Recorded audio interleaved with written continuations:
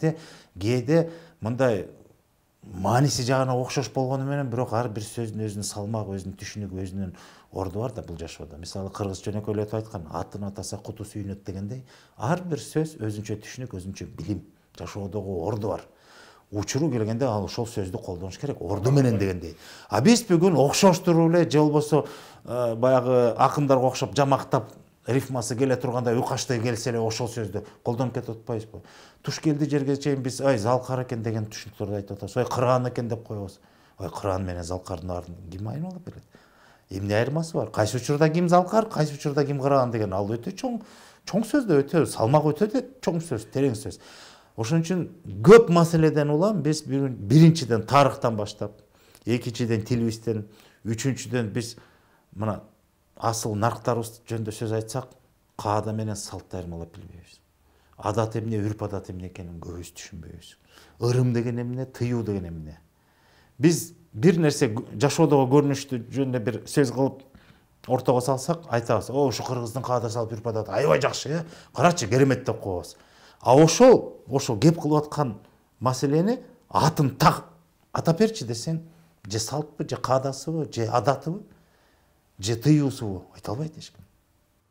Биз тыюуну салтка айландырып алганбыз, салтты үрп адатка айландырып алганбыз. Айландырган жокпуз, чаташтырып эле, анан ошол баягы айтып атпаймынбы, тилден да кетип атат, түшүнүктөн да кетип атат. Анан ошондон улам биз карап туруп, ой, кыргызга ошо кыргызды таануутуу зарылчылыгы бар экен, замандын талабы экен.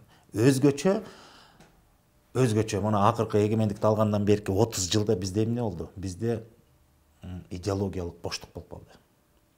Мамлекет тараптан бир багыттуу идеологиялык дейбизби, же тарбиялык деп коелучу, мына кыргызча нукура кыргыздын сөзү менен айтканда. Тарбия таалим бере турган багыттуу бир өрнөктүү иш болгон жок да. Программалар, мамлекеттик программалар. Билим берүү албашка, а улут катары, эл катары бир тарбиялык багыттагы иштер бир өңчөй, бир калыпка салынган, бир багытты көздөгөн, бир негизге таянган, бир баалуулукту туттурган, андай бир да программа болгон жок да.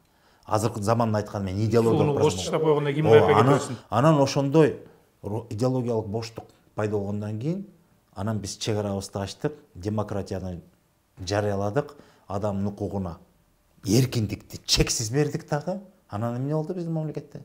Биздин мамлекетте сырттан келген агындылар да коелучу. Ар кайсы саясий дагы, диний дагы, экономикалык жана башка күч, мындай багытты көздөгөн ар кандай күчтөр биздин ошол боштукту толтура баштады.